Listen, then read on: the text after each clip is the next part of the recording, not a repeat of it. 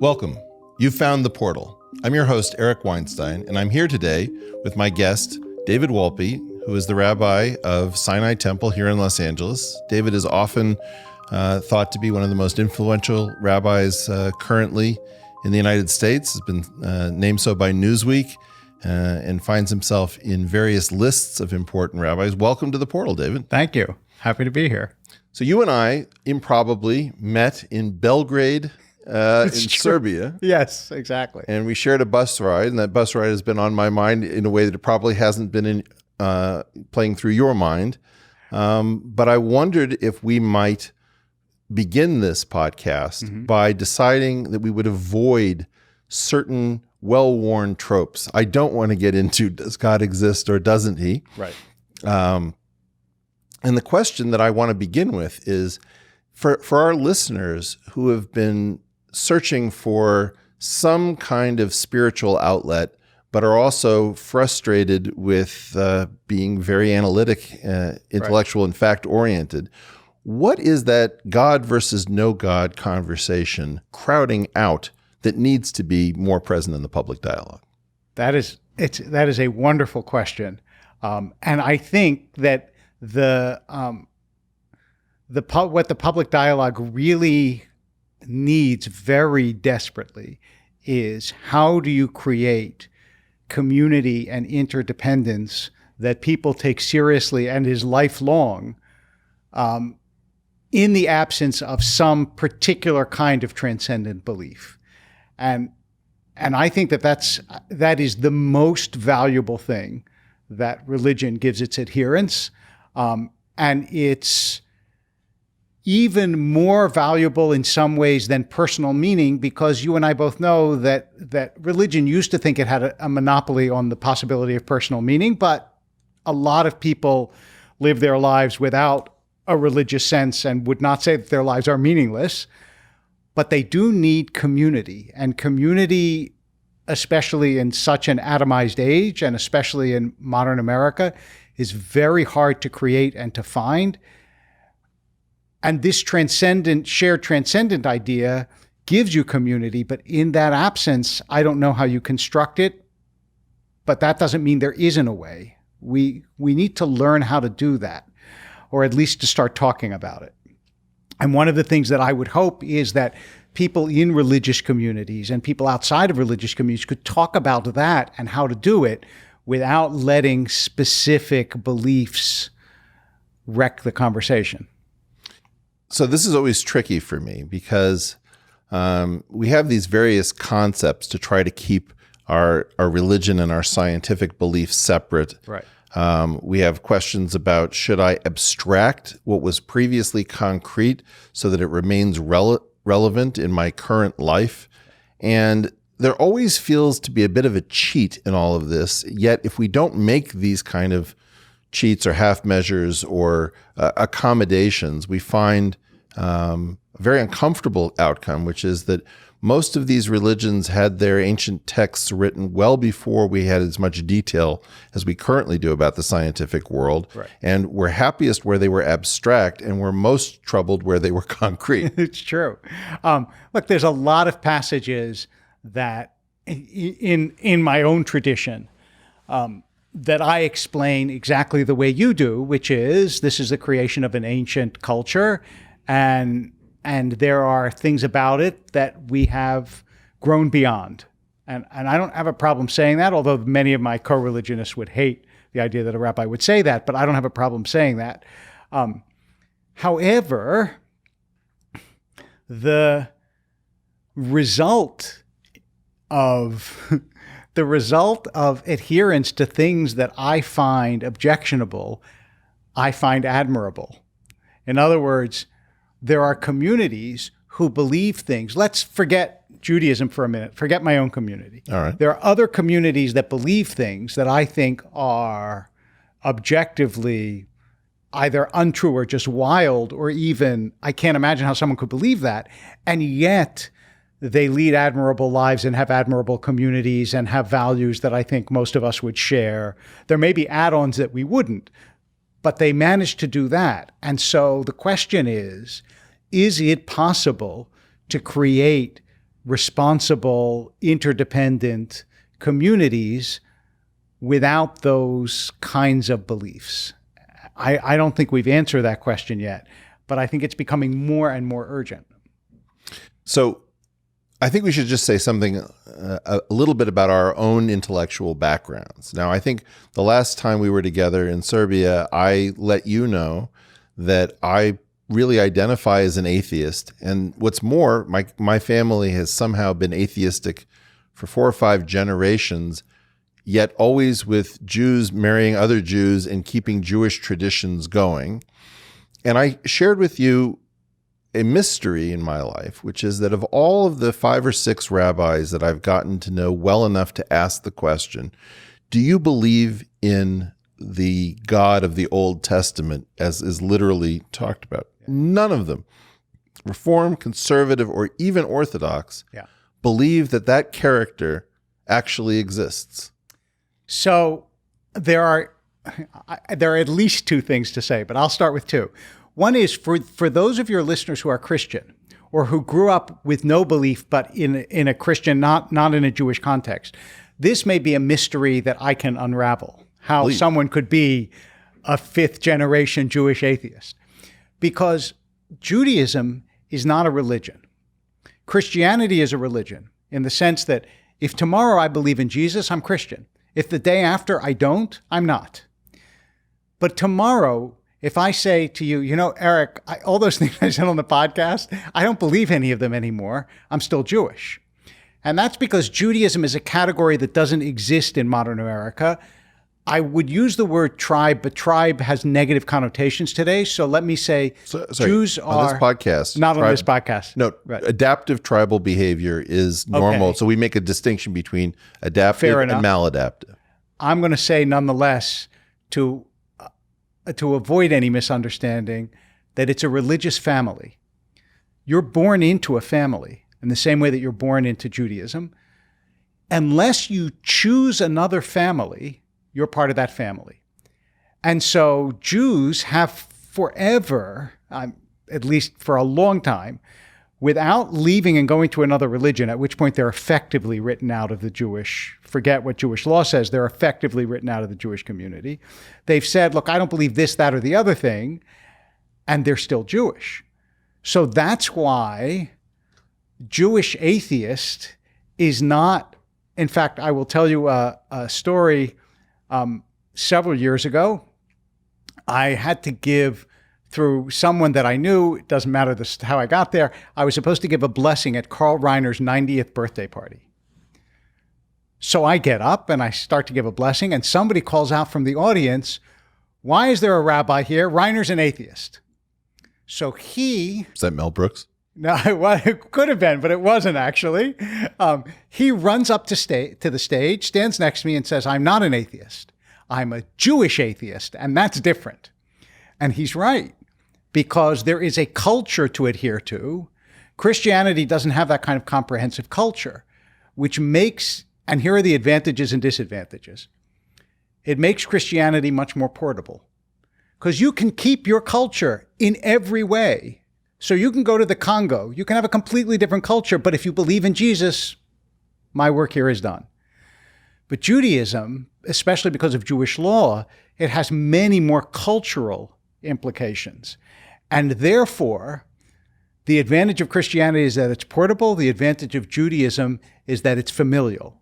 So when the Soviet Union was persecuting Jews back in the 70s and 80s, they were persecuting Christians too. But there was no worldwide Christian movement to save Christians. But there was a worldwide Jewish movement to save Jews because there was that sense of familial I've always connection. wondered why we put up with Christian persecution. Well, I think that part of the reason is because there isn't that, oh my God, that's my brother or sister being persecuted on the part of Christians. It's, whereas for Jews, there is this adaptive tribal behavior. So both systems have their strengths and weaknesses, right, but they are different. Well, and then there's the very weird aspect that I believe that in large measure what we are as Jews rides on a Christian substrate. That if you think about Christianity as our, like one of our two main spinoffs. Right. Yes. Then American Judaism really, in some sense, benefits by riding on the substrate that its spinoff developed and being something of a counterweight, but also showing some sort of relationship to that. Is that a I think that's perfectly fair. And I think that, look, what Christianity gave to the world that Judaism and Islam could not, and I have an explanation for why that is the invaluable gift, among many other things. I mean, I don't mean to restrict Christianity's cultural contributions to this, but among many other things, it gave the separation of church and state. Yeah, that was huge. And Jews couldn't have done it, and Muslims couldn't have done it. And the reason I believe, this is my theory, but it sounds really sound, is Christianity arose in the Roman Empire. So civil law, literally, yes, render unto Caesar what exactly. is Caesar. Civil law was taken care of. But if you're creating a religion as Muhammad and Moses did in the desert, you need civil law and religious law alike. So Islam and Judaism didn't make that distinction between civil and religious law. Christianity had to, because it grew up in Rome. And so that gift that has been given us by Christians. Well, and so you immediately get to a very dangerous and also very interesting area, which is the unbundling of a religion. Right. So when you ask a question about what is a religion, and you say, well, it's a certain amount of it is faith, certain amount of it has to do with technical explanations for the world around you, certain amount of it has to do with law, and you can break that up into civil and criminal. Another thing that we were dancing around is that Judaism is effectively a breeding protocol. There's a very strange moment when you sign up for 23andMe and you spit into the right. tube, and you get a result that tells you how Jewish you are. Yeah, I know. I have Chinese friends who are, hold up the results and says, "Look, I'm 128th Jewish." I know. Likewise, for me, I was almost. I just didn't anticipate being told that I was plus 98%. Yeah. Jewish as part of my genetic information. And so, okay, so you start to bundle all of these things together, and then you have this very weird question. This goes back to a little bit of Sam Harris's struggle, where he says not all religions are created equal. We have a very uncomfortable treatment of religion where we pretend not to unbundle them because we don't want to be judgmental. Right. But you can qualitatively say this religion has a legal structure, this one doesn't. Right. This legal structure is attenuated. In Judaism, the way that we get out of this law, I mean, let's be honest about some problems that we have. Okay. Deuteronomy says something like, right. If somebody says worship ancestors that are not known to our fathers, set upon them with a stone. Yeah, there are some harsh things in the Hebrew Bible. Well, right. And it's been very important, and I struggle with how to say this. I always find a biological analogy with regulated expression. There are certain portions of the Jewish code that it's important that we not run in modern times. It's not clear that ever ran, so right. far as I know, that Jewish stonings of apostates. Right. But the way we get out of it is we say, as long as the temple isn't built, we can't convene the religious courts that would mete out the punishment, and therefore nobody's actually going to get prosecuted or something like that. So, yeah, well, when you say we, not you and I, that's the way a very traditional understanding might get out of it. Some things, by the way, were already effectively eliminated by the rabbis of the Talmud.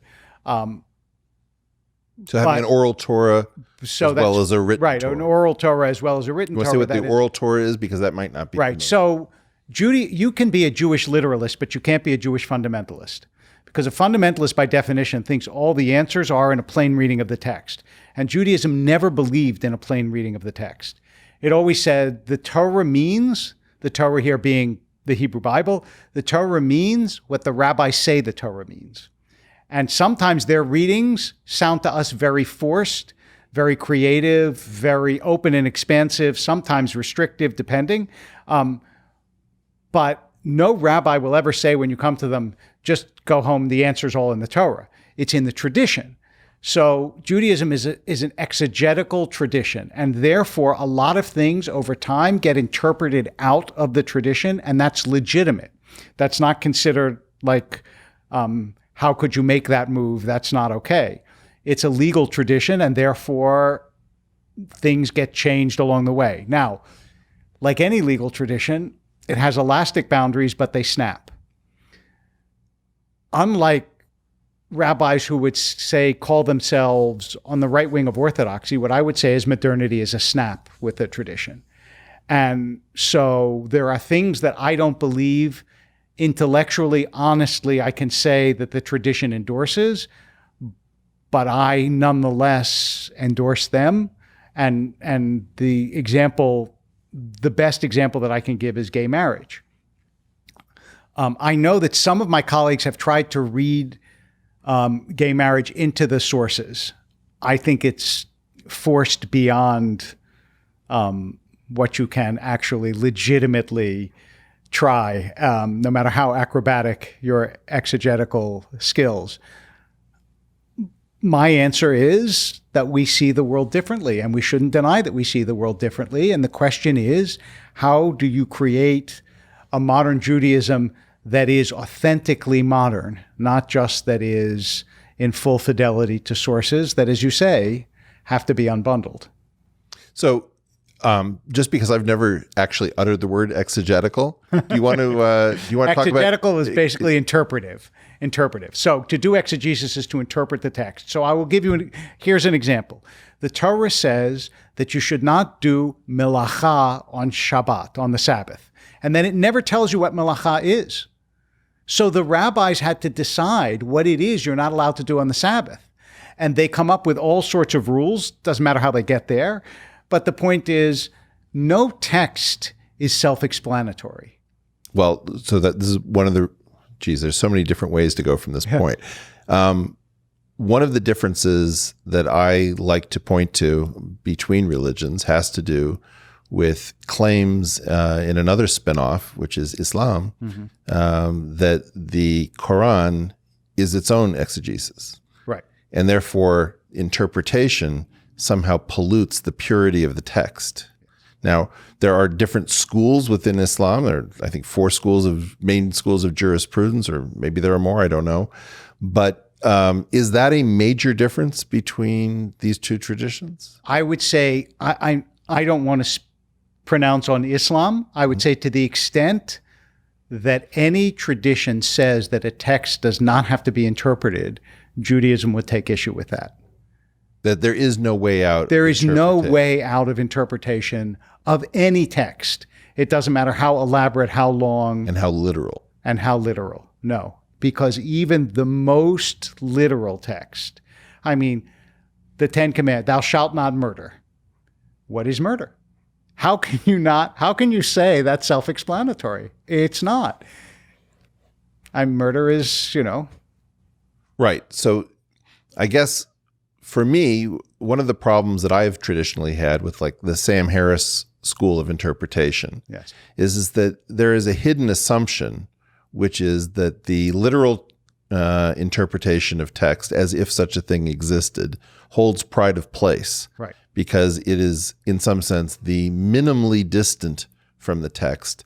Therefore, one should interpret any organization by its texts with the minimal distortion from interpretation. Whereas my belief is any structure, and in some ways the U.S.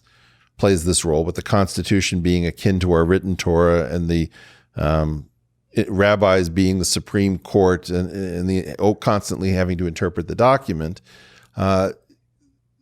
I find it very strange that we would be so caught up in the text of the document, given that we have to have ways of living with things that age.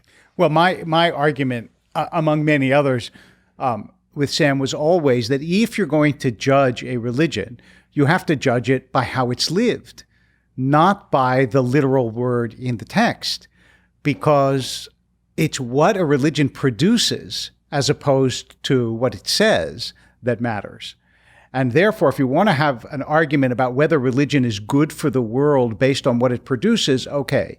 If you want to have an argument about whether this or that verse is objectionable, don't think that you've actually scored any major points, at least to my way of thinking, against religion if you find objectionable verses. I can think of a lot of things, for example, that my parents said over the years that were objectionable. They were wonderful parents. So it depends whether you want to take a tradition at its best or at its worst. And I understand why, if you're arguing against it, it's advantageous to take it at its worst. But that's not the best way to argue against it. Yeah, I think that what I get out of it is that we have to look at ways of limiting the damage that come from the explicit text that these religions have, in some sense, aged out of, or I would like to think that they had aged out, because the desire to return to something pure, I mean, let's just call it the purification impulse, where you say, you know, we have problems in this system, and the reason that we have problems is that we've strayed. Yes. So let us go back to the actual literal words and try our best to implement them as literal computer code that it is our obligation to compile. I could not agree with you more. Lots of things came to mind as you said that, which is, among other things, that the word revolution has both meanings. It means to change everything. It also means to come around again in a circle. And what purists almost always discover is that human structures are much harder to overhaul than they suspected at the beginning. And also, I thought of there's a beautiful quote from William Stafford, who's a poet, about this danger. He said, if you purify the pond, the water lilies die. And I always thought this was Burke's insight. There are human institutions grow for lots of reasons, and nobody has a comprehensive enough intellect to understand if you radically change them what all the implications of that change will be. So you have to change carefully, and without contempt for everything that has come before you. Did you know Rabbi Ben Zion Gold? I knew him a little bit. In worship and study in Boston. Yeah. So I tried to get married with Shlomo Sternberg, the mathematician in the Harvard math department, officiating. Yeah. But because he was very orthodox, he said, I don't think I can do this. Let me send you to a friend. Ben Zion Gold gave us the task of rewriting the marriage contract, the ketubah, and we rewrote it the first time, and he said, what is this? He says, this is like a poem to each other. This is a marriage contract. Take it seriously.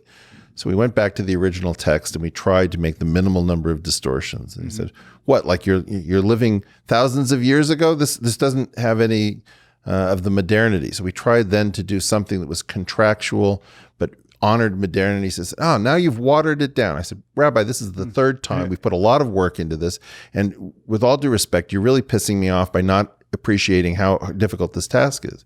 And he looked at me and he said, well, it took you long enough. And I said, what do you mean? And he said, now you're coming to understand. You wanted to get married in the Orthodox version of the religion because you, as an atheist, have no idea how this is done. And so you want to do it right. What he said to me then was, he said, when you're part of a 5,000-year tradition, you have to realize that there's no way of being orthodox.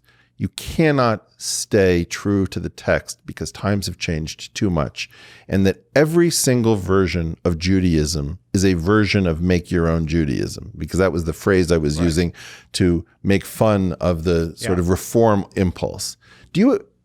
Do you think he was onto something? Oh, I think there's no question about it in my mind.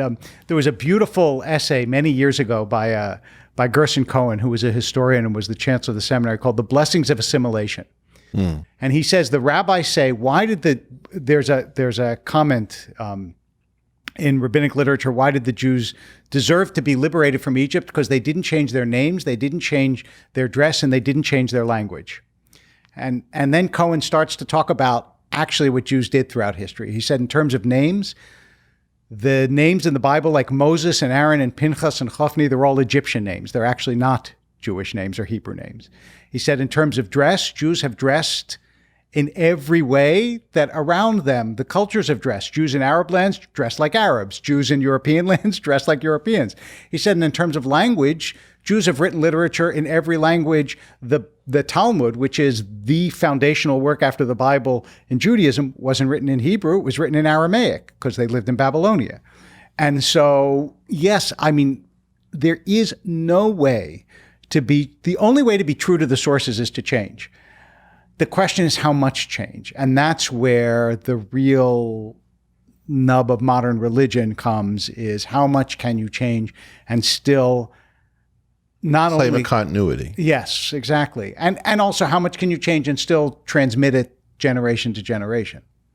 That's a question that the modern world has created. Can liberal religion transmit itself? And I don't think we've answered that question. Well, I think I'm very disappointed in the clergy and the rabbinate. I have a crazy theory, and I want to know what you think of it, whether it's I like crazy theories. Well, it could be so commonly known that you think that's crazy. Everybody knows that. At some point, I became convinced that Seinfeld, the show, was one of the greatest innovations in modern Judaism. And my reasoning was that what it was actually was not Jewish humor played with ethnically ambiguous people, but it was actually Talmudic humor. It was legal humor. And each show, there's this discussion of like regifting. Is it ethical to regift? So I picked one show at random, and I said, I bet I can find whatever this topic is in the Talmud. And I picked the show where there's an argument about double dipping a chip into some salsa, because after you take a bite, you've touched it with your mouth, and now you're dipping it again. Sure enough, I go to the Talmud. There's two rabbis are eating hummus, one with a leaf and the other with his hands. And the guy who's using the leaf as an implement says, "Tell me, Rabbi, when are you going to stop feeding me your saliva?" And the other guy says, "Oh, tell me, Rabbi, Akiva or whatever his name was, when are you going to stop feeding me your filth?" With the leaf. Yeah.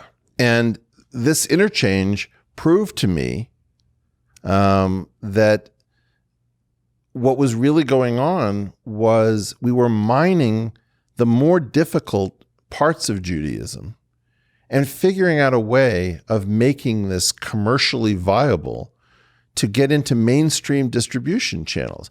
When the rabbis didn't pick up on how effective this is for exploring the ancient texts that nobody has time for anymore, I thought it was an amazing missed opportunity. Where are you guys? Why are you not making technology and these new distribution channels?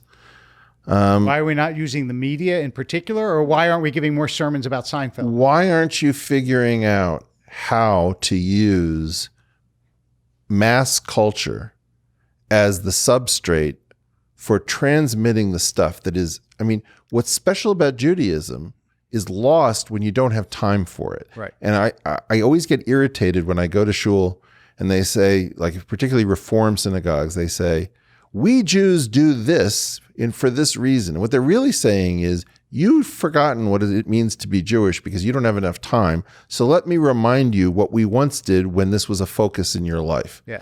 You guys are not making effective use of mass media to do cutting edge. You may well be right. That's why I'm on the podcast, trying to make effective use of mass media. Come back when we're bigger. Right, exactly. as often as you want.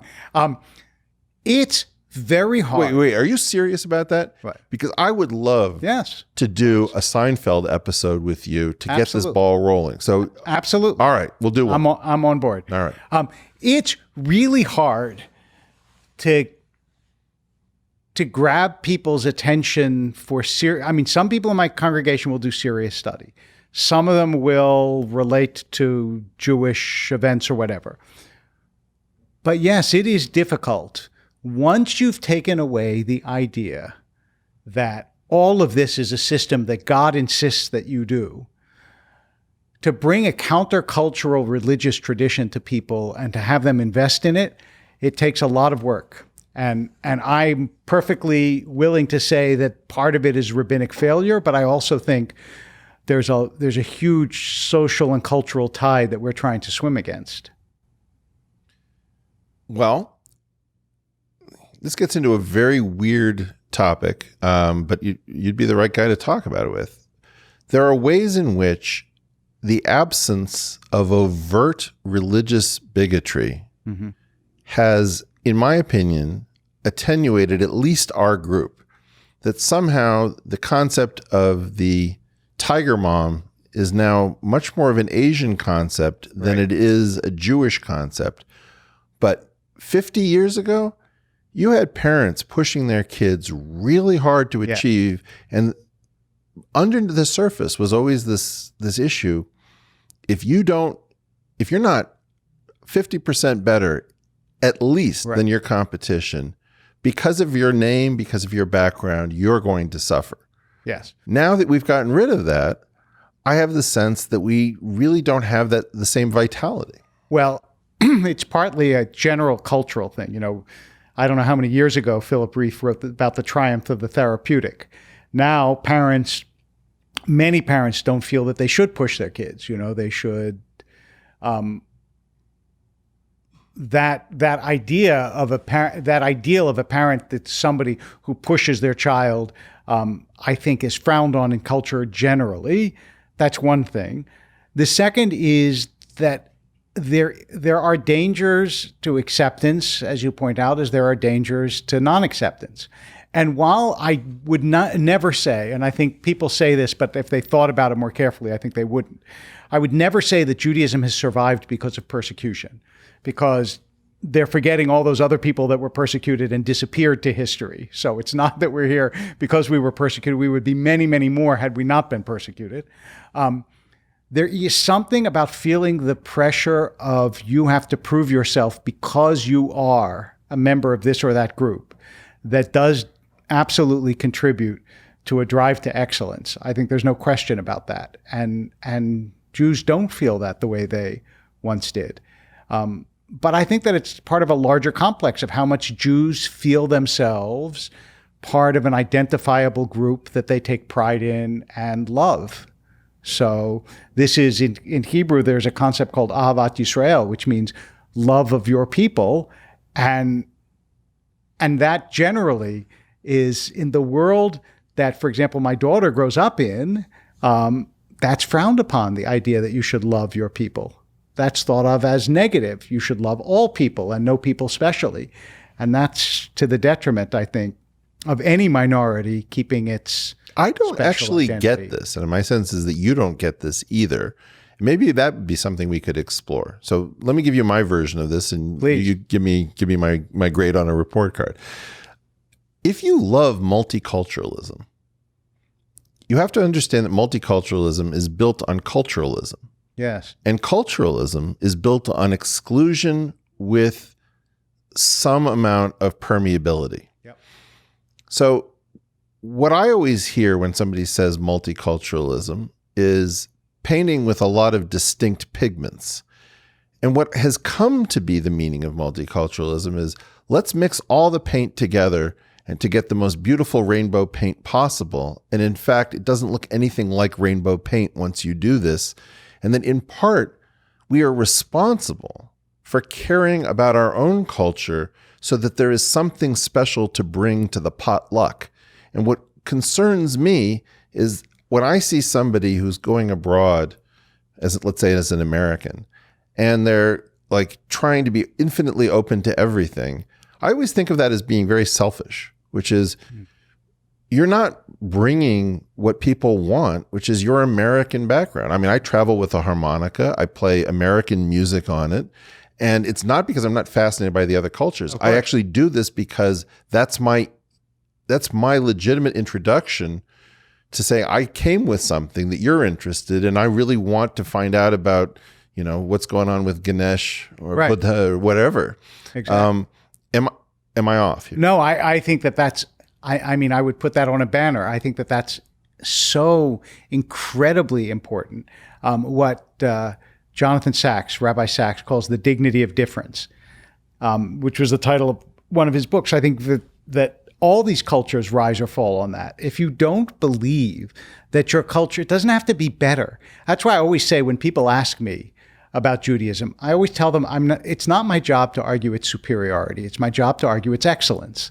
If you don't think that your culture is excellent and has things that everyone could learn from, then I think, first of all, I think that that's sad, but also I think that then you're left with this indistinguishable stew, as you said, that loses what is unique about all these cultures.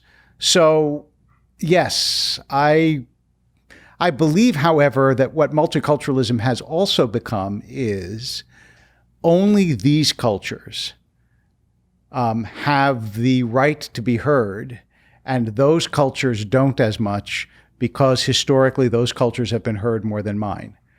And so there is that also to contend with, because it is true that some cultures have been heard far more than others. We are a noisy culture. Yes, and we are a noisy culture. There's no question about that. As my friend Joseph Epstein says, Jews don't listen, they wait. So I always thought that was, and I know that there is something. Hurts. Yes, we're very verbal as a culture, no question about it. But I also think we are part of the constituent creators of Western civilization, and we have something to say. Well, this is one of the, I do feel that one of the ways we get into trouble as a culture is that we are seen as an impurity. And going back to this question about what some cultures do well, some cultures do poorly. Like, for example, I would say that Jewish food, not our strongest. Not our strongest. Yeah, we're not the French. Right. No, that's true. We have this tradition in our family where we put 2 drops of water into the wine, into the Kiddush cup of wine for the Friday night Sabbath meal. Mm-hmm. And there's always a question of why this ritual. What I always liked about it was we have an impulse towards purity that must be gotten rid of, in my opinion, because life is impure. And if you start to try to purify yourself overly much, like in an OCD kind of a way, you end up tearing at your own flesh and you do real damage. Learning that a certain amount of impurity has a strengthening effect is something that I associate with that ritual. And I was curious if you have feelings about teachings like that we need to export. Is that an important teaching from our tradition? I think that it is. I mean, you can make biological analogies to that too, about diversity. Hybrid vigor. Right, exactly. I also understand that let's change the language of purity for a second. I hope that this still captures what you mean. Fanaticism of all varieties carries danger. I don't want to say is automatically dangerous.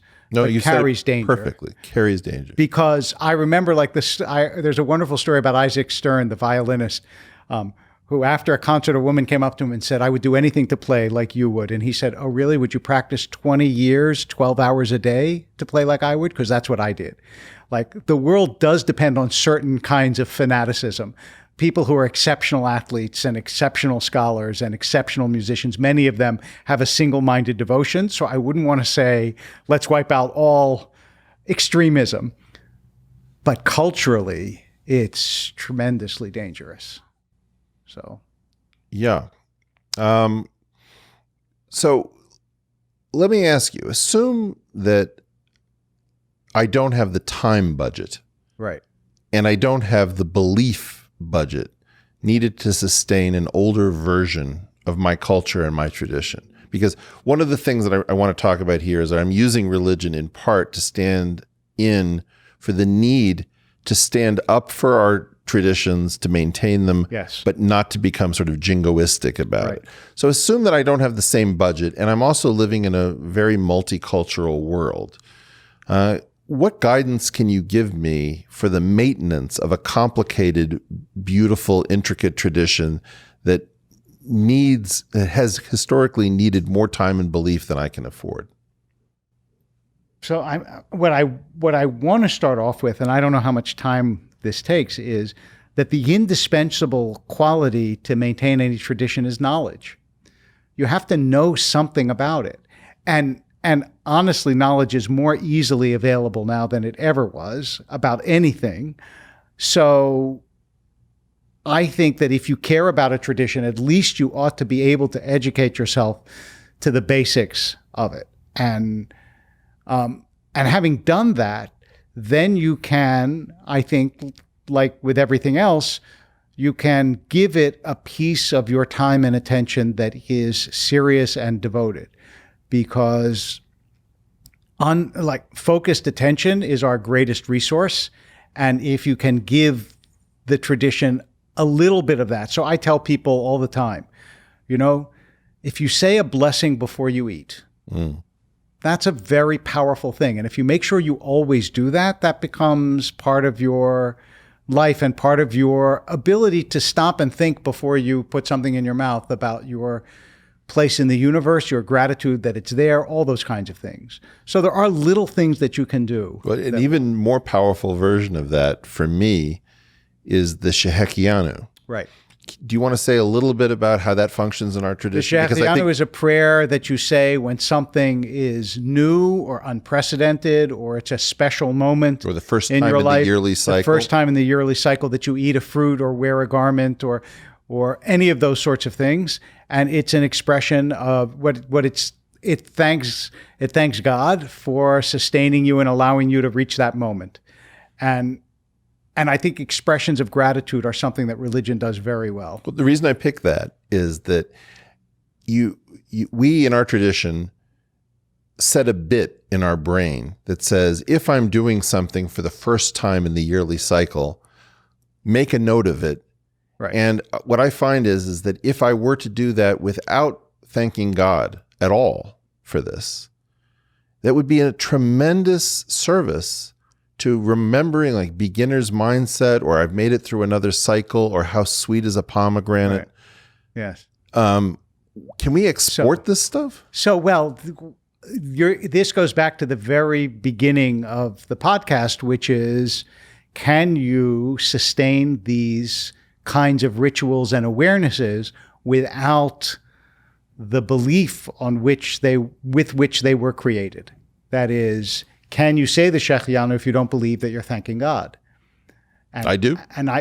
Okay. So maybe that is possible. Maybe it is possible to create a ritual structure that is not theistic.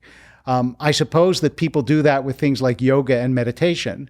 But in a Jewish way, is it possible to do that? Now, there have been secular humanist versions of Judaism, but I don't think that they've caught on. Well, I don't think they work. I mean, my family came a bit from this tradition of the workman's circle, right, which was to try to take social justice and labor and make that the replacement for God, which is kind of a weird idea. Yes, it is.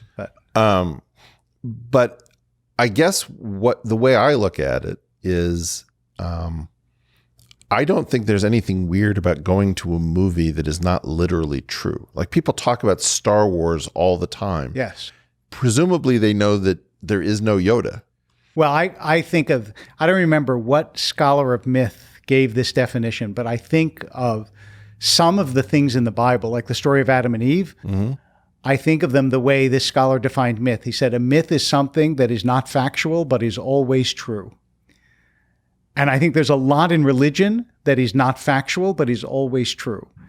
So let's talk about the belief part of this. Right. Why does belief animate this? Because the sense that you're doing something that is either commanded by, or if you want to originate it below rather than above, or aligns you with the creator of the universe, is much more powerful than the belief that I'm doing this because it helps my self-awareness. I'll tell you the part of it that I think we really get wrong, and this is a point of view that maybe I'll be scolded for. We have this concept in Judaism of intergenerational transfer. Yes. And we explicitly call it out and we say lador vador, from generation to generation. My belief is that it is irrational to be perfectly atheistic for the following reason. it may be somatically rational. That is, most of the cells in our body are going to die. They have no infinite future. In fact, if they start to think they have an infinite future, we call it cancer. Right. The only exception to that is our germline, our eggs, and what creates our sperm. And these things have an immortality plan. They can pass from generation to generation and carry the information.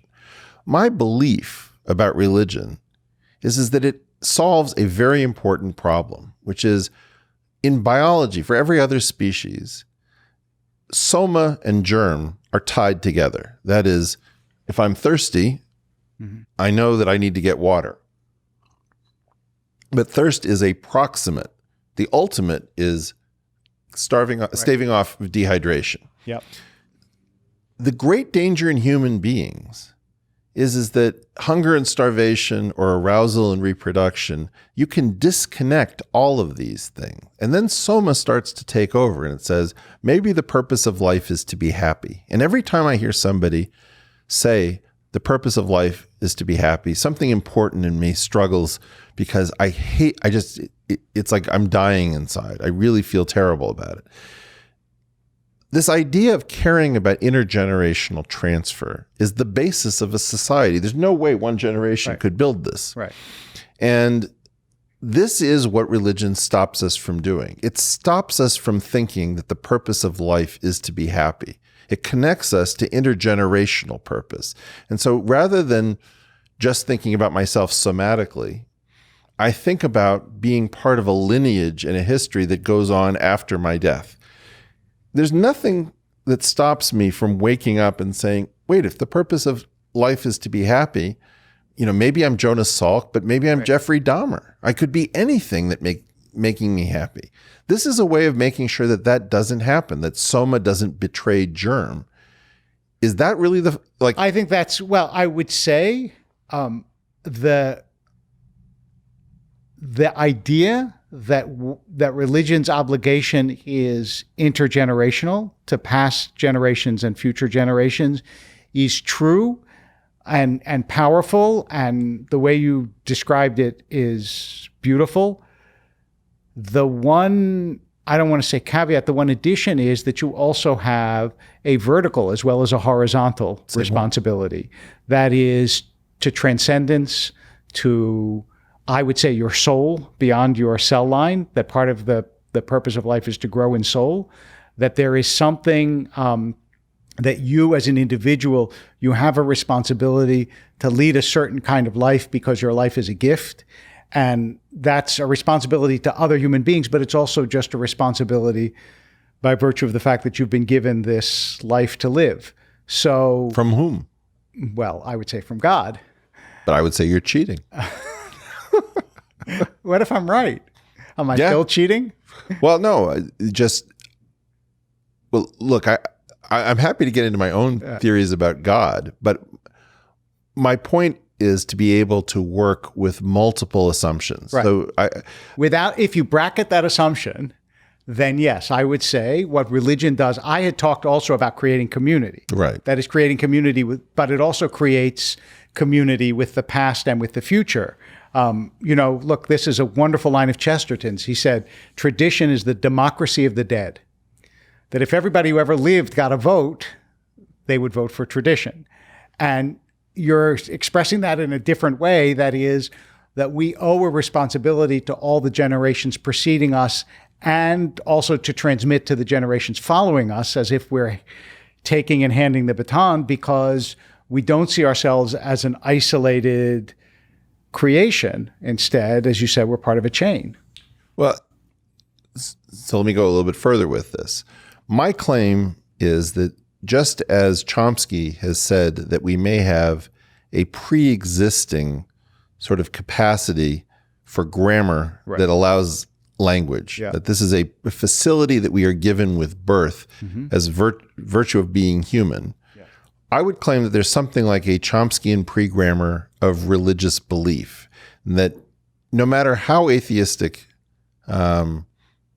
we may claim to be, I mean, there was two times I've prayed to God, one I don't discuss, but the other when my wife was pregnant with our first child, I found myself praying to God that my child would inherit my learning disabilities because I did not think I would be able to relate to my own child, and because I actually believe that all of those disabilities are the most profound genetic gift that I was given, but it was a gift in disguise. Right. And I said, why am I praying to something I don't believe in? You know, and this is another version of there are no atheists in the foxholes. Do I carry, in your opinion, a biological predisposition towards religious thought? So I think that is very likely. I think that's what, and by the way, people have different gifts in the sense that there are Mozarts of religious predisposition. They have never doubted God. They feel God constantly, fully. And then there are others who have less of a predisposition. So I would say yes. I also think, by the way, that your idea that your disability is your gift is a profoundly religious idea. There's a beautiful poem from, I think it's, it talks about God answers sharp and sudden on some prayers. It's a gauntlet with a gift in it. And I wanted to say Elizabeth Barrett Browning, but I don't think it's Barrett Browning. Somebody in your audience will Google it and know. And that notion that the challenges that you have are things that are given to you in order to climb higher, I think that also is I don't know if it's an inbuilt religious notion, but I think in some ways it probably is, because people often recur to that when something bad happens, that I'm going to find a way.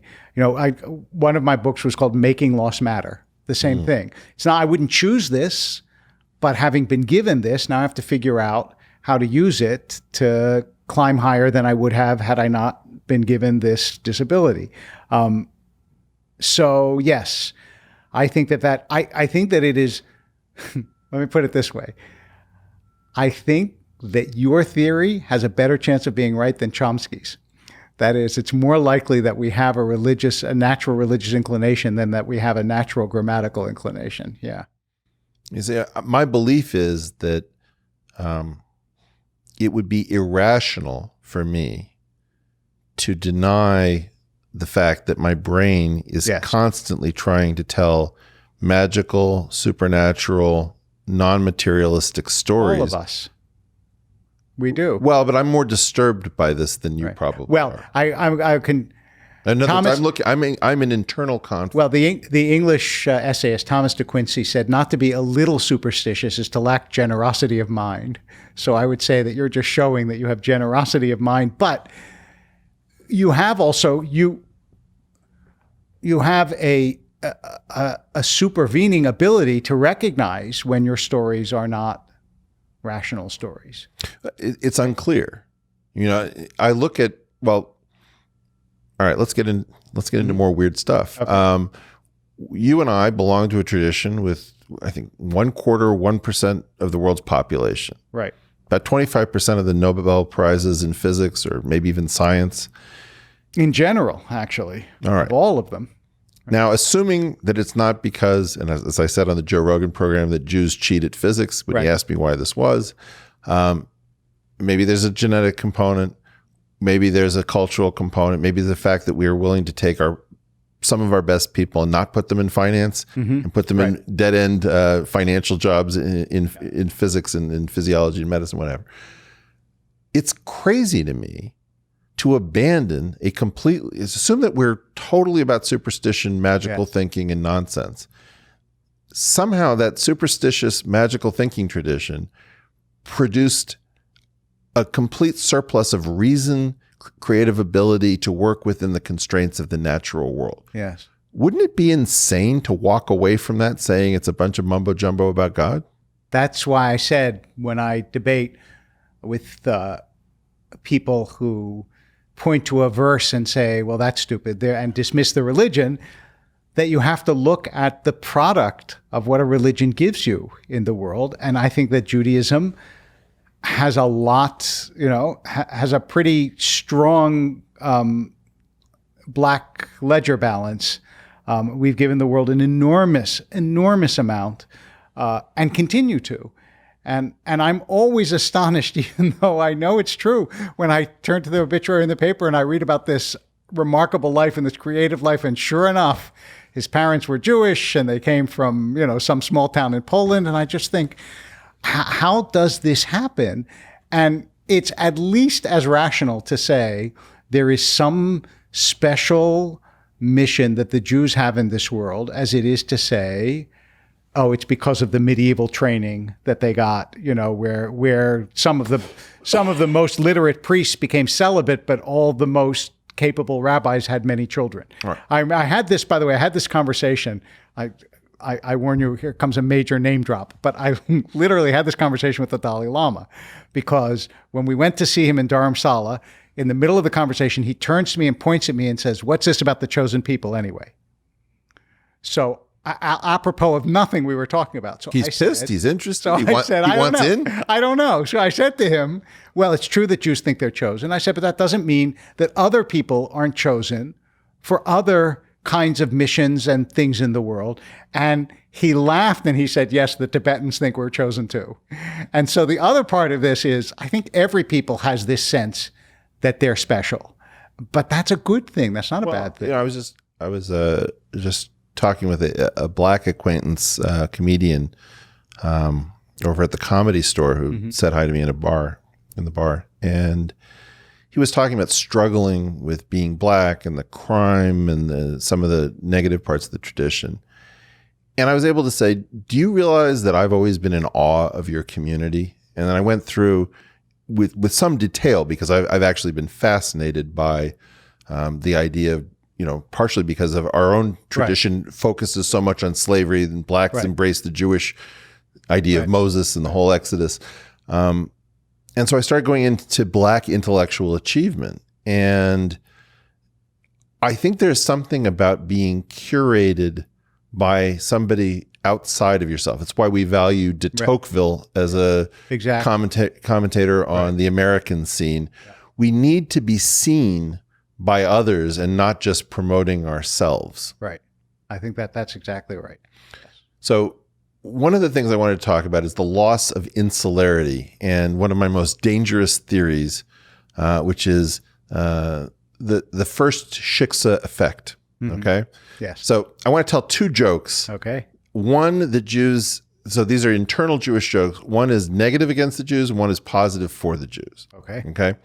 So one joke is, why did God create the Goyim, that is the non-Jews? Because somebody had to pay retail. Oh, come on. You know that. You're pretending that you don't. All right. The other joke is, what's the only problem with Jewish cooking? 72 hours later, you're hungry again. Right? So in the first case, the idea is we're the smart guys who always pay wholesale because we know somebody, we know how to get. Well, there's also an anti-Semitic trope about Jews and money buried in that joke. Yep. Yeah. Right. And then the other one, points out that our food is too heavy because we always were worried that we had nutritional issues, and you might as well get as much fat in people because you never know if your next meal is going to be interrupted. Now, the first shiksa effect has to do with the first time an insular group is visited by somebody bringing in somebody from outside. Mm-hmm. And so all of the very potent knowledge, and this could be the Parsis in India, it could be the mafia, it could be the Freemasons, that the danger of internally held knowledge suddenly having some sort of a periscope in starts to attenuate. And so, for example, my wife's family were Jews of Calcutta. I think the first time there was an intermarriage, the parent says, "Oh, I'm going to sit Shiva. That is, I'm going to treat this child as if she's dead to me." Right. But very quickly that erodes because it's the second person to come into a family or the third doesn't have the same effect because all of that hyper insular stuff gets lost almost instantly. And I think that there's both something super positive about that because the insularity causes a kind of danger towards jingoism. Right. But there's also something sad about that, which is that some of that was the most powerful knowledge that the community possessed. Yeah. Any thoughts? This is an eternal struggle, and I'm not sure that it is a reconcilable struggle between the integrity and depth of a community that knows each other, relies on each other, cares about each other, and can transmit for generations and generations, and the community that at the same time carries that virus of insularity, of superiority, of, all that stuff. I mean, I think sometimes when I talk to students about this exact thing, I don't use the first shiksa as an example, but I talk about when I tell them that it has to do all with Crest toothpaste. When I was a kid. Wait. What? Crest toothpaste? I'll tell you. Okay. My mother told us that Crest was the best toothpaste. And when I used to go to other kids' houses and they would use like Colgate or one of the really unserious toothpaste. Oh, I had the same. Like Pepsodent. Yeah. I would think, what's the matter with these people? Don't they know? Aquafresh, don't get me started. Aquafresh, oh my God. But with a little green strip. But the day that I realized, there goes my endorsement. I almost remember it, that you could use Tom's toothpaste or whatever, and you could be as smart and as caring and as intelligent and as learned as my parents, something changed about my world forever. With Crest toothpaste. With Crest toothpaste. Because as soon as you know that actually everything I do is not the only way to do it or the only right way to do it, it opens up the possibility that everything you know is wrong.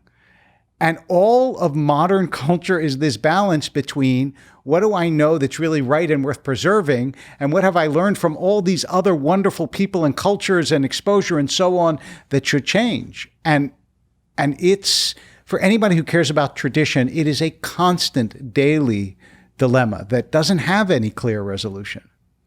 I felt this way with who was Alan Sherman and Tom Lehrer. Right. Alan Sherman, Tom Lehrer was really important to me. I mean, those songs and the lyrics and the cleverness and the culture. I loved Alan Sherman too, but okay. Oh, really? Yeah, I did. Well, I was with you on Crest anyway. Yeah. Well, when I first went to India, I think I was 19 or 20, and it was a profound experience. And my first introduction actually was going through Karachi. And I had to use the restroom, and I got shown to a room that had no resemblance to a restroom that I understood. There was no toilet, There was no paper. And I progressively, and then went to Bombay, and I realized I didn't know how to eat with my fingers properly. I didn't know any of the customs. I realized I was being sent back to infanthood.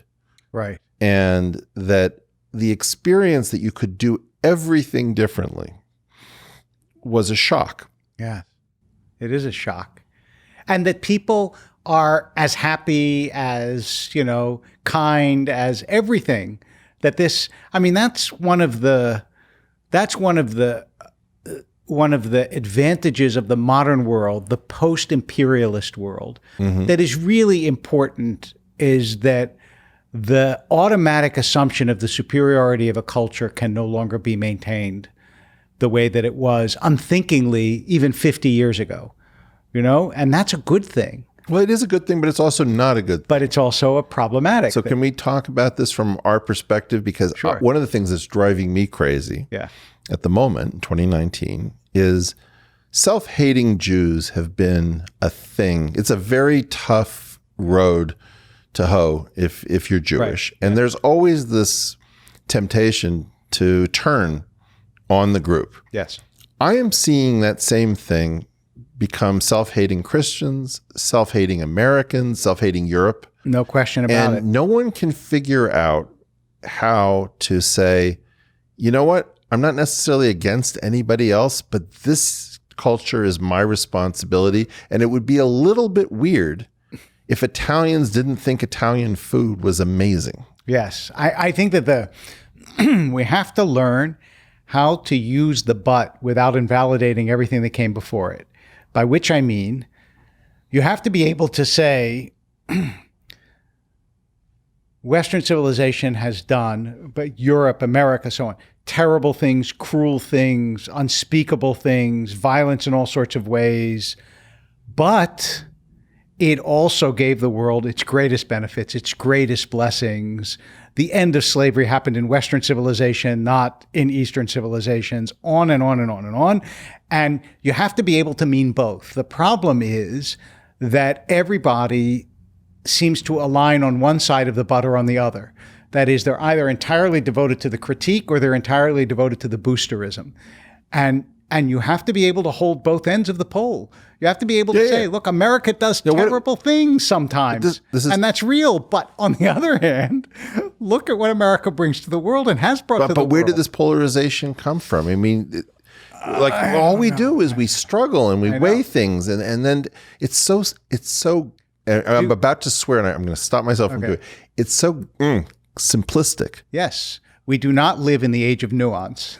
We live in the, we live in the age of Twitter debate. I'm going to disagree with this. Okay. I think we do live in the age of nuance. It's not that. It's the structures that used to support nuance, where you could trust that structure could hold a perimeter, have broken down. So, for example, I used to read The Economist for nuance. Right. Institutionally, it seems to be under fire. Now, humans that used to work for The Economist are sipping their cognac saying, wow, this has really gone to hell in a handbasket. Yeah. But it's the institutional the pressures on institutions are different from the pressures on the autonomous individual. If you are lucky enough to have your own source of income or to have your own wealth, and you don't have to primarily work through things that are, incorporated in some sense, you can have nuance. It's now the sense-making channels, and I'm going to specifically single out like the news organs, the political parties, the universities that have seen this unbelievable crashing and burning, going from problematic institutions that probably had bigotries and prejudices and biases to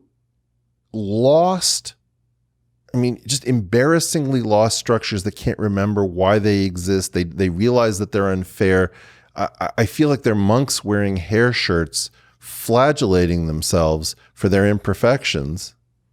Well, I think that part of that, this will be no surprise to you, is in the age of instant response, people are gun shy about straying from the orthodoxy of their team, because it's one thing if you're going to write an article and you're going to get some letters and some people will be upset, but it's another thing if you're going to get slammed on Twitter and in social media and people are going to write Facebook posts about you. Yeah.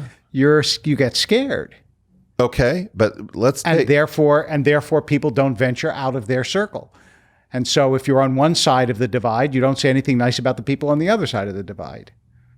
Yeah, but let's talk about what's really one of our best features as a culture, which is the courage to stand alone. Yeah. Now, one of the weird things, I just came from San Francisco, where I was at the Kitchen, which is a congregation of kind of experimental Judaism. And one of the things that I love in Judaism is when you're in the standing prayer, you take your time to say your standing prayer, and you don't necessarily sit down all at once. Yeah. So you've always got some people who take longer than everybody else, who are just literally standing alone.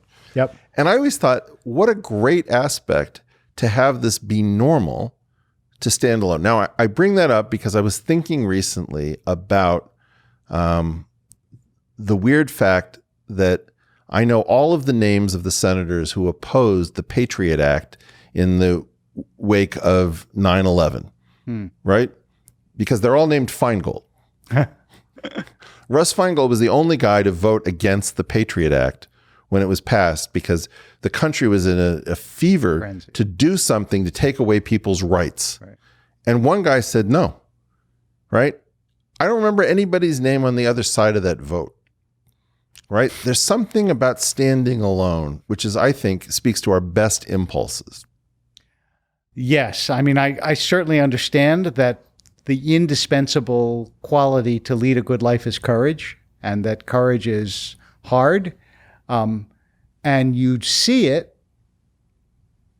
on display every single day when in Twitter, which is a universe that you and I both inhabit, and Facebook and other places, I should warn you, apparently I suck, I'm an idiot, and I totally don't get it. Exactly. Yeah. There you go. To say something that is against the orthodoxy of the side that you have up to then identified with is, I probably like you, I get attacked from the left and the right. And I have people all the time who tell me that I'm clearly a conservative, and other people tell me that I'm clearly a liberal, because I vary in my reaction to different, to different for things. Yourself Exactly, to different things. So it's very hard. It's really very hard. And I remember after the same-sex marriage thing, I remember saying to my daughter something really wonderful that Churchill said after the Boer War. He said, "It's exhilarating to be shot at without result." Which I thought was great. And I said, you see, all these people were angry at me, and all of them wrote bad things about me or said bad things about me. Because you came out for out for same-sex marriage. And then I said I would start to do same-sex marriages. And a lot of members of my congregation and elsewhere, it was such a big controversy. It was literally on the front page of the New York and the LA Times. That's how big a deal it was. And there were a lot of attacks, and some of them were very vicious, as you can imagine. But I wanted her to see that it was okay to say things that I said, the people who loved me still love me, and the people who hated me still hate me. And some of them maybe moved into one category or the other. But in the end, it's not. How fast is this normalized? I mean, I remember that it was a while. It took a while. I think, to be honest. Oh, you're talking about gay marriage. Well, I'm incredible. I don't even call it gay marriage, right? Whatever it is. Whatever. But like the fastest I've ever seen. 6 years ago, I heard a man say the word husband for the first time about his partner, and I thought, oh, I didn't know how that resolved. How would the words even be assigned? Right. Now it's the most normal thing in the world. And the other odd part about it, the other one that went that fast was smoking. It was like no progress. Whoop. Yes. You can't smoke in a bar? I know. I mean, like, people. It's true. Right. Okay. Those are the two fastest social changes that I. Well, but it makes me wonder how many of these things really just require one penguin to jump into the water and find out that there's no leopard seal that can take it before there's a mass exodus. I think right now, nobody believes in the New York Times or Fox or CNN. We know that they're all compromised. Yes. And we also know that, for example, the Democratic and Republican parties are worthless. They are standing in the way of our future. And what we don't know is how to get out of these. We're in a straitjacket imposed by people we didn't elect, didn't choose, that are not functioning according to the best aspects of those traditions. I mean, I was a critic of the New York Times in the 80s. It's something different now. These things are not wholesome. They're not ours, and we need to get rid of them. And part of what the portal is a search for a way out. If I don't like either political party, if I don't like any of my sense-making organs for journalism, how do I escape this? I have been a registered independent most of my life for exactly the reason that you expressed. Was I didn't think that either one sufficiently represented what I thought about the world for me to be one or the other, and that is even truer today than it has ever been in my lifetime. And I would say that the amplification of this kind of conversation and the kind of conversations that you have with the people in your world and circle, hopefully that will start to spread out. It was in the late 1980s that the first article was written by Andrew Sullivan about same-sex marriage. So that's an incredibly fast that was the first time it was mentioned, the very fast social change. this could, I mean, the structures are clearly under stress. I don't know how fast things collapse. I mean, the night before the Soviet Union went away, everybody thought it was going to last forever.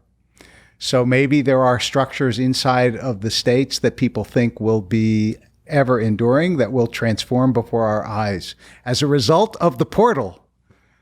The portal will give them a new... Inshallah, Rabbi. Inshallah. Exactly, will give them a new way to be.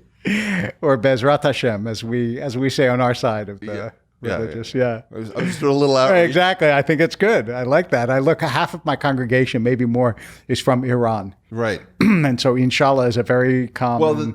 Can we talk about our weird similarity with Islam? Because I think both you and I have commented on this. Aside from the part that is like crazy, murderous, anti-feminist, et cetera, I just love it. Yeah. Right? Like I'm very Islamophilic. The strength of the community, right. The warmth, the food, the generosity, the discomfort with direct depictions of the divine. Yeah. I mean, there's tremendous homology between Jews and Muslims. And in fact, I think they opened up a kosher deli in Harvard Square, and all of my Muslim friends were eating at the kosher because halal was close enough to kashrut. Exactly.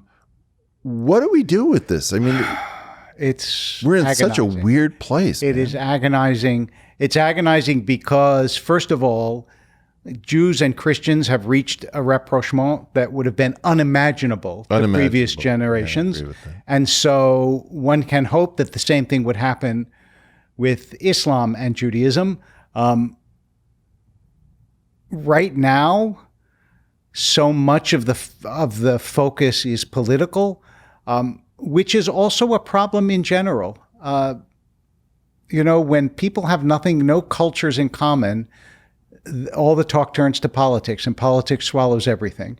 And because America doesn't have a common culture anymore, nobody watches the same shows or reads the same books or listens to the same music. Yeah, sort of.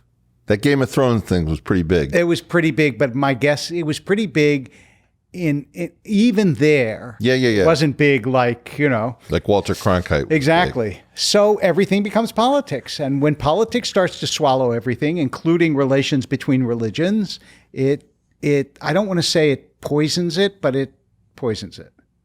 Well, I've been looking to humor in music.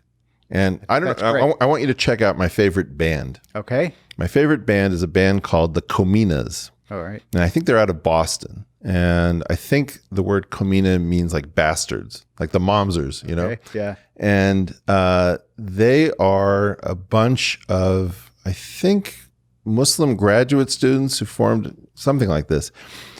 And they started off doing Islamo-punk. So they had a song called Suicide Bomb the Gap. And they had another song called Sharia Law in the USA.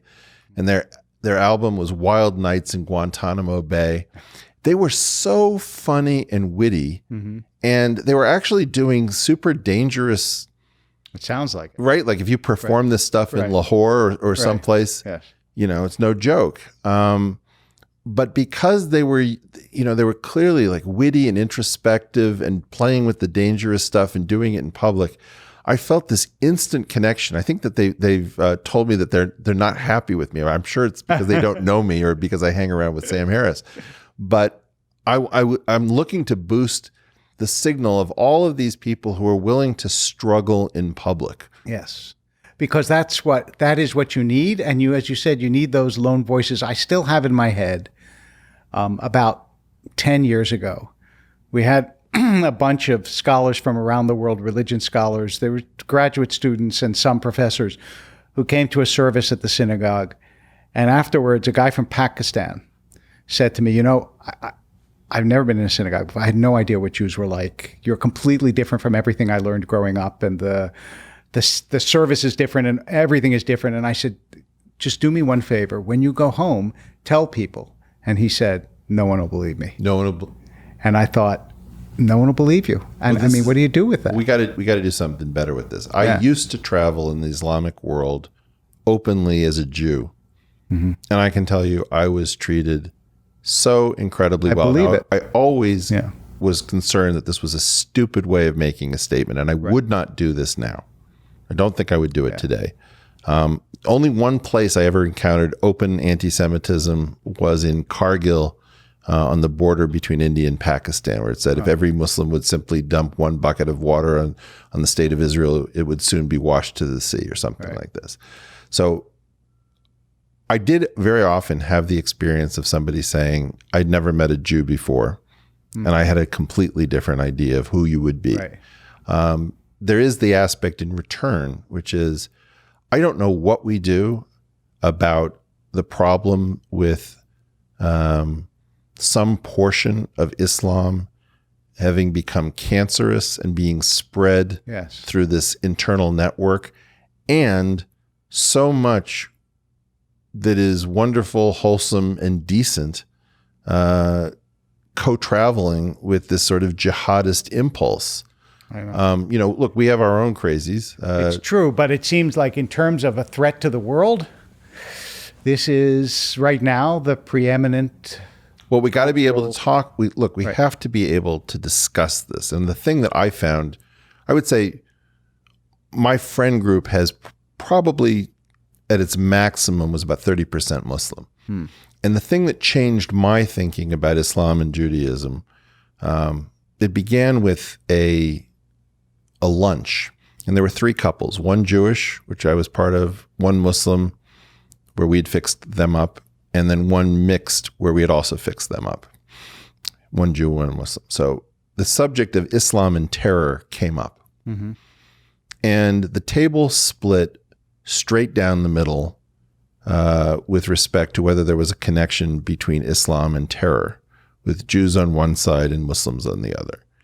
And the Jews were all saying this is a terrible blood libel that Muslims have been tarred with. And the Muslims said, what the hell is your problem, Jews? This is a serious problem in our community, and you better wake up to the fact that this is something you have to be able to talk about.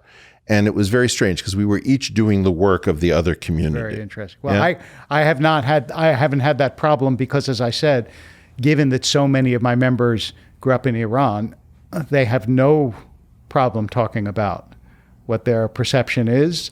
And they consider Iran in particular to be the great rogue state, and the leadership of Iran to be as dangerous as virtually anything in the world.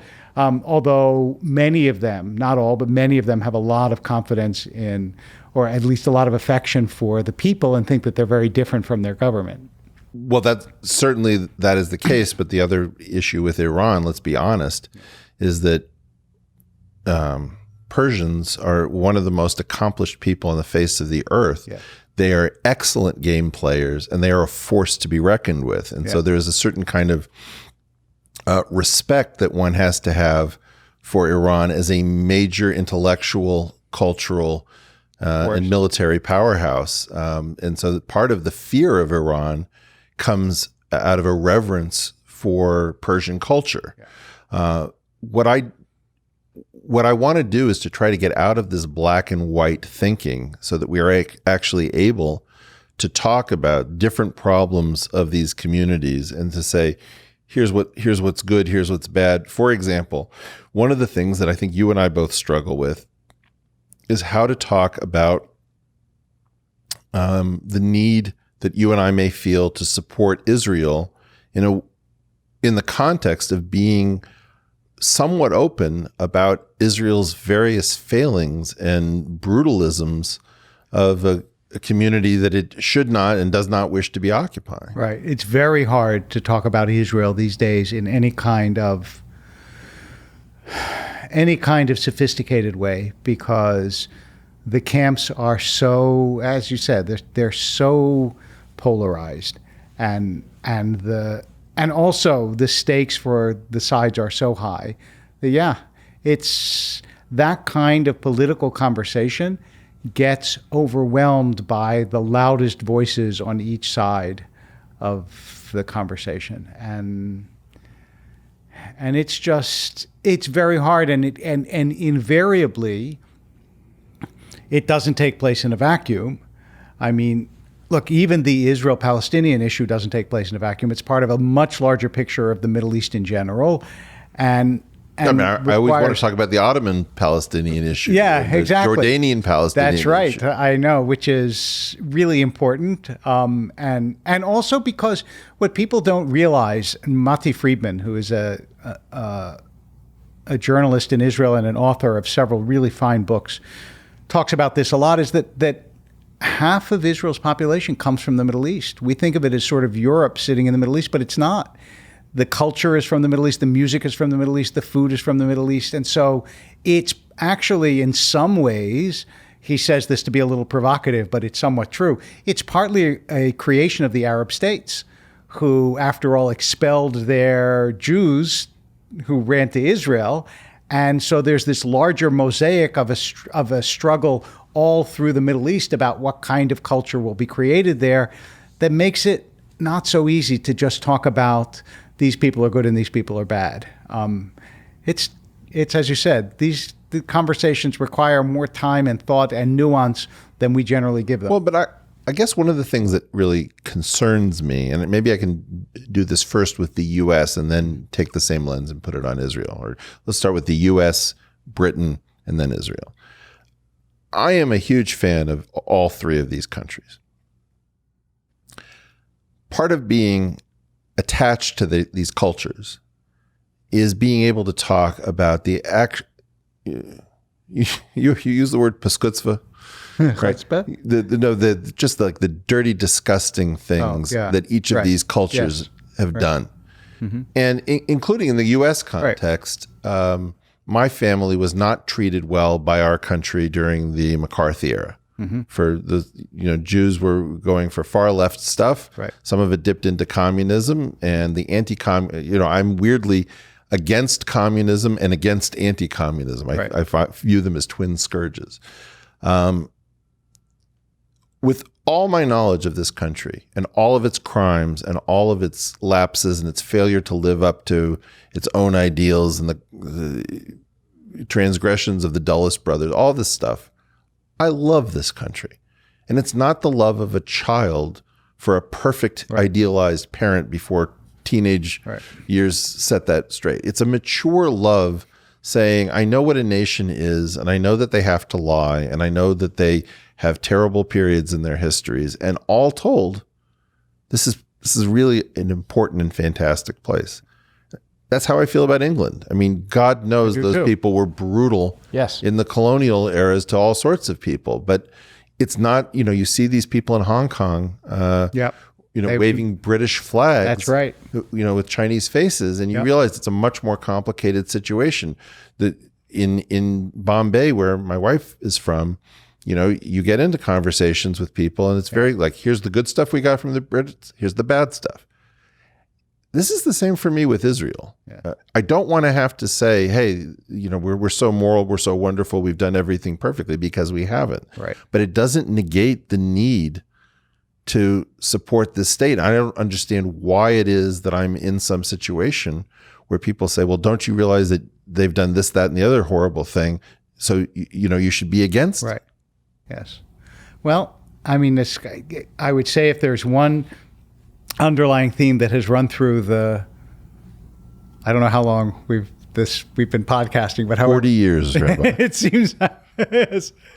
But just like in the desert, every single day has been meaningful. But if there's one theme, it is the rejection of absolutism and simplicity for complexity, and the willingness to hold two sides and say they're both valid. And that's what I think we have lost increasingly in this culture, is that everybody is a crusader for the black and the white, and not for all the shades in between, which is really where all of us live for most of our lives. We just don't apply it to the great issues, but we need to. All right, I've got two more topics and then I'll let you out. Okay. First one is kind of a dangerous one, which is that I'm watching the Holocaust survivors in my life dwindle to a handful, and mostly they were child children during the period. Yeah. I am increasingly convinced that we are wasting the twilight of living memory of the Holocaust by not approaching Germany and offering a much deeper reconciliation than we have to date. That in some sense, we Jews got bound up in German culture. Mm-hmm. Obviously, right. Yiddish language is Middle High German of some infused with. Yes. We benefited a great deal from Germanic and Teutonic thinking. Yes. And they benefited a great deal from having us as a community attached to them. No question. We were, in some sense, may have been too similar and caused some problems because if you think about the German contribution, 1700s, 1800s, it was incomparable. Yes. Should we be using this time before the last who remember this period to come up with a deeper reconciliation between the two cultures? I'm not sure what that would look like if you would. Well, for example, klezmer, the Jewish jazz, died out pretty much, has a tiny canon on recorded material. And it got revitalized because Germans were willing to pay for modern klezmer. So what would it mean? I mean, what are we not doing that we should do? We should encourage Jews to travel to Germany. We should. I mean, there's a pretty close relationship of Germany and Israel, for example. Yeah, I'm talking a more personal relationship. I feel very weird about the connection. I still don't feel, I drive a Volkswagen.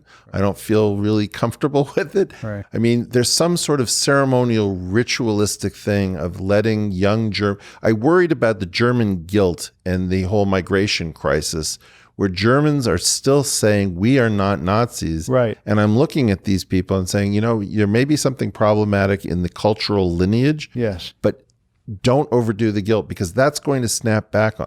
I do remember years ago, I went to Germany as part of a delegation of Jewish leaders from the Konrad Adenauer Foundation. And it was an amazing trip.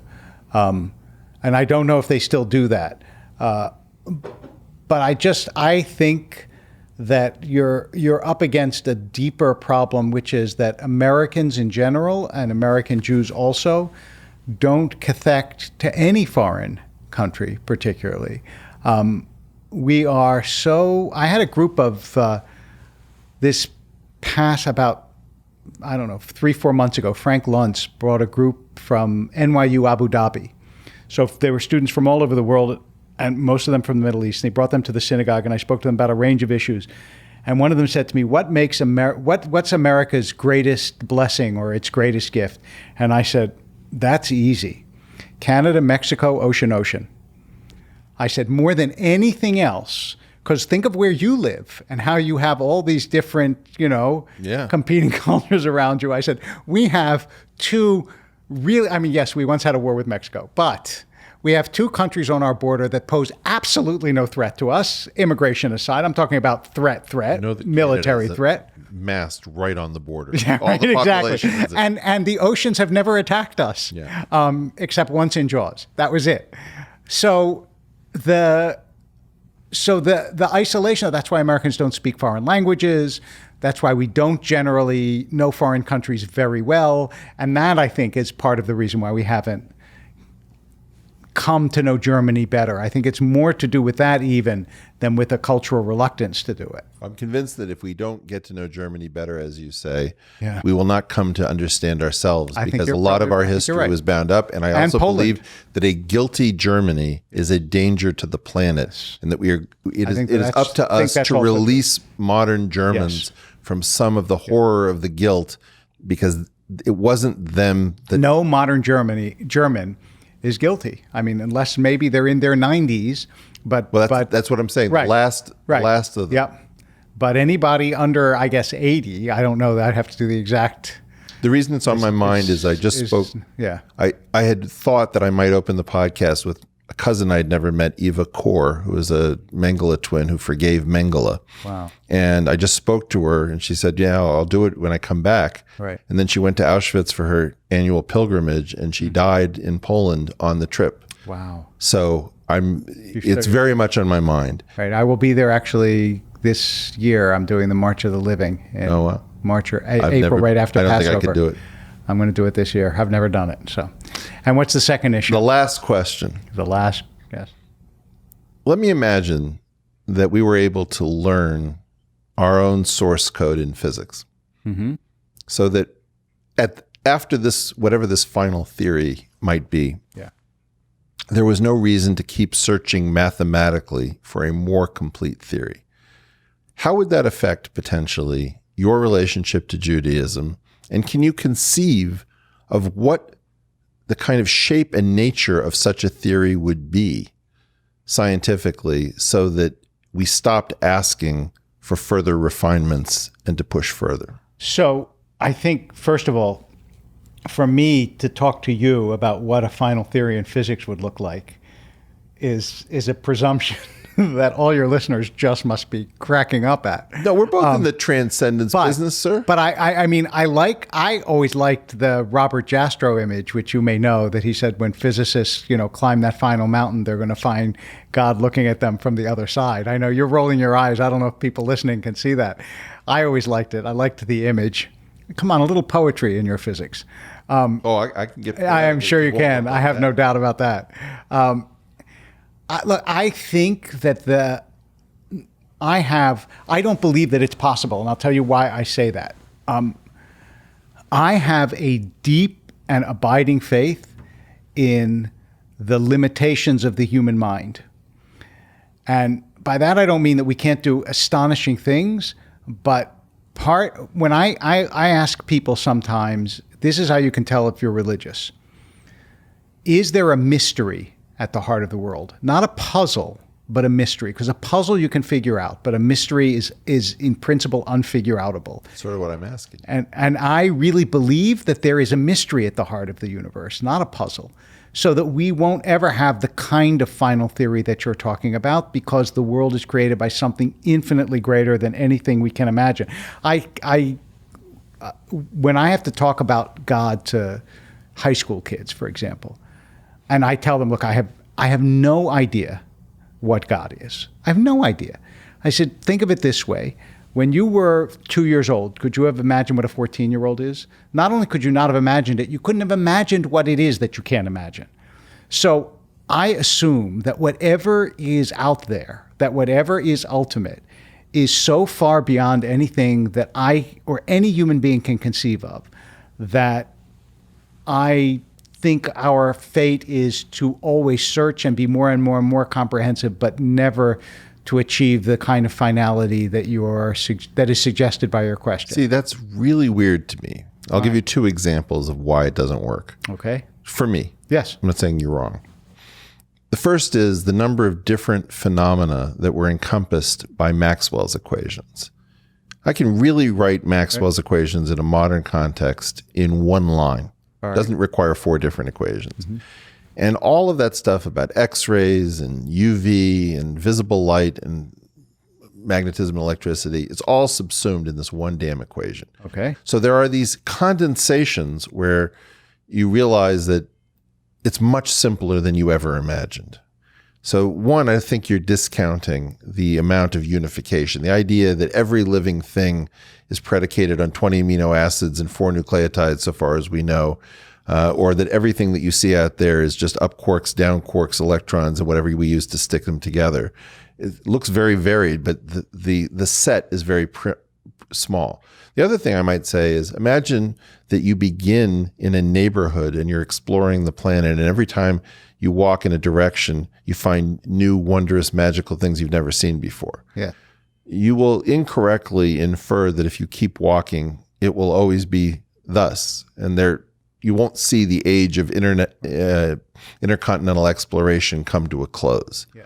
I think you've discounted both of those things. Well, what I would say to you is 500 years ago, you were in the position of that 2-year-old. You couldn't imagine what you couldn't imagine that Maxwell's equations would answer, or that, I mean, look, I think about when I was a kid and we used to think we're going to travel around on jetpacks, if I had said to you, no, you won't travel around on jetpacks, but you will hold all of human knowledge in your pocket, I would have said, you're crazy. That couldn't be. And yet now we do. I have a great deal of faith in the unfathomable. I think that you're making the opposite mistake. Because we have figured out so much as compared to 1,000 years ago, we are therefore close to the end. And what I think is, with every discovery, you will discover vast realms of ignorance that you haven't yet even begun to tap that will make the idea of a final theory a comprehensive You're theory. You're mistaking what a final theory is. There's a question about going down towards the foundations. Mm-hmm. There's a question about going up towards the consequences. I will agree that if we go down towards the foundations, that tells us nothing about all the different ways we might arrange what we learn at the foundations to create emergence. So what are you asking me about how I envision a final theory? Well, that it would be mathematical, that it would be presumably religious, we've been trying to come up with a theory of everything. Right. And when you hear the words theory of everything, I mean, I always think that the physicists who traffic in that have never thought through the question of, assume that you actually, that the dog caught the car. Yes. Do you have any idea of what that would even look like? Because to say this is complete, does it have no beginning? You say unmoved mover, like there's no boundary condition. I mean, to give you an idea of how crazy this is, let me give you my version of God, since you've given me some indication of yours. Okay, go ahead. I believe that God starts off being a boundary condition, being a design constraint, completely inanimate, non-sentient. And the reason that I don't like the thing about get to the highest peak and you reach the end and God is there is that it mistakes the magic that I think might happen, which is we're worrying right now about artificial intelligence. We don't realize that we are the artificial intelligence that arose in the system. And if Darwinian theory is true, right, this bubbled up emergently, and that when we learn our own source code, is that what effectively creates a meaningful version of God? Because it started out inanimate, and that we are that which will animate it because we are that which arose emergently within the system. So I don't know. I mean, I'm tempted to repair to the Asimov story where the supreme intelligence, after it reaches its culmination, spits out a message, and the message says, "Let there be light." I don't remember the name of the story. I remember reading it as a kid. But I think when the dog catches the car, it will discover that it doesn't entirely understand what the car is. But I don't know. I mean, it's so far beyond what I am capable of understanding about the shape of the theory as it exists now, never mind what the final theory would be, that I can only take refuge in theological speculations. I don't have physics or mathematical speculation, and the theological speculation is, as in to quote one of the great church fathers, Aquinas, that we're like that we're emptying the ocean with a teaspoon. Well, the part that I can agree with you is when people ask me, what's your best guess as to the meaning of life? I always think it's a trap, but the sentence I come up with that makes sure you don't spill out into any easy answer is, the meaning of life for me is the struggle to impart meaning to meaning. And that way, if you decide that life is meaningless, or you say that you really know what the meaning of life absolutely is, you've failed because you're no longer struggling. Right. And so everything that you're talking about speaks of this struggle which animates us and keeps us vital.